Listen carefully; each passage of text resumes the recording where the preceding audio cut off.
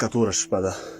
قدرمنو هېوادوالو، ایا کله مو ځان سره فکر کړی چې په دا ډول تکه توره شپه کې ستاسو د ګاونډ او په چم کې مو یو شمېر غریبان په څه ډول حالاتو کې دي؟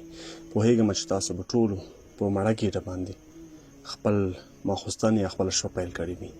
راځئ نن د عمري عدالت یوه بېلګه پلي کړو او د خپلو ګاونډیانو حال او احوال راواخلو چې دوی څه خوړلي او که نه زموږ سره پاتې شوي.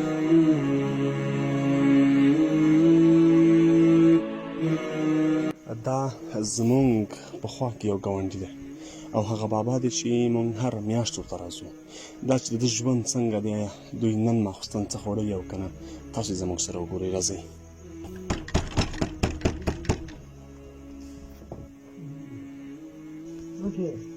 بچ صاحب کور کې دروازه خوله خلاصه کړه.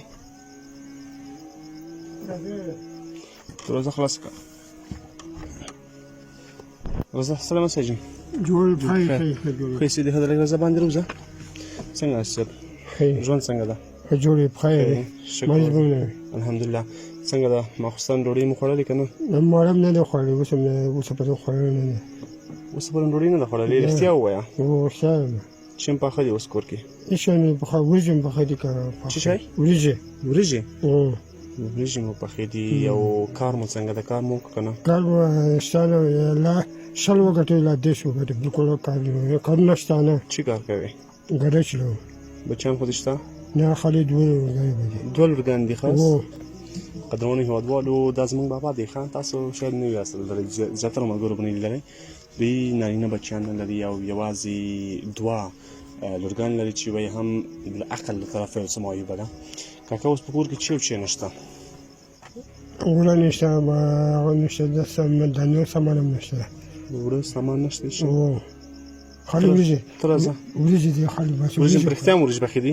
وریجې پخې دي. تاسو راځئ هېوادوالو، د دې کور هم در باندې ګورم په دې شپه کې د دې کور وضعیت څنګه دی. راځئ.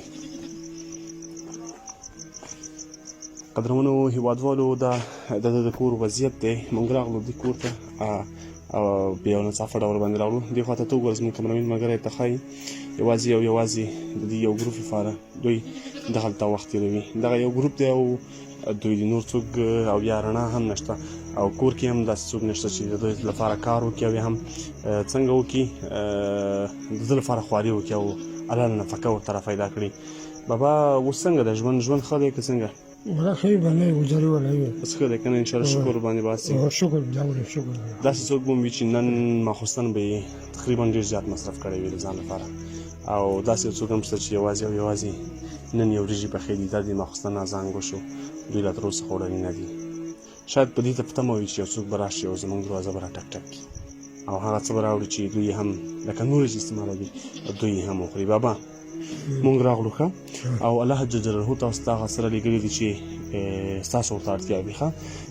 ته راځه، زه درته ښیم باندې مې سامان راوړی دی او هغه هم در سره راواخله ښه. راځه راځه.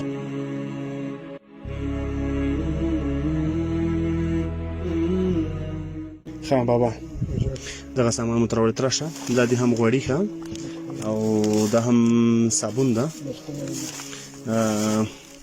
ورکوټي دي، مکروني ده او شین چای ده، او دا هم چای الوګان، او دا بانجان، او دا هم دال او لوبیا، همداسې دا هم پیاز دي او مالګه ده، بوره ده، می دي او وړه دي او هم چي دي او وریجې دي.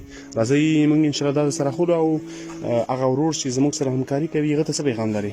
هغه د خدای داسې بار لري چې نور د خدای وس ورکړي، نور کومک وکړي، خدای جاره سمه کړي، خدای دې په څه ورکړو وساتي. ډېره مننه. خیر اوسئ قدرمنو هېوادوالو، بااحساسه وروڼو.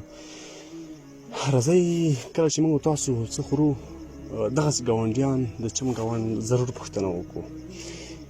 داسې څوک یقین وکړئ چې څوک به وي لکه دغه بابا چې په کور کې بېڅه مو نه لري او ستاسو مرستې ته به په تمه وي، یعنې دوی په تمه وو که چا موږ ته وظیفه راوړه وریجو سره مو وخوړې، دوی که راوړه نه وو. دا زه پېژنم، زموږ سره ثبت دی، موږ هره میاشت ورته راځو، خو اکثره وخت داسې یو ناڅاپي ورته راځم.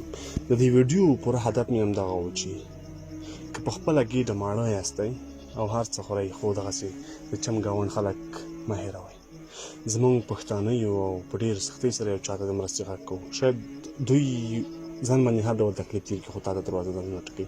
ته راشه او د دروازه وټکوه او یو څه ورته راوړه. زموږ سره همکاري وکړئ. مخته اختر دی او یو شمېر یتیم او بېوزله هېوادوال موږ ته په تمه دي. دا چې شپه تیاره هم وي مڼې په شمار دي او موږ هم هر څه په شمار ورته راوړل.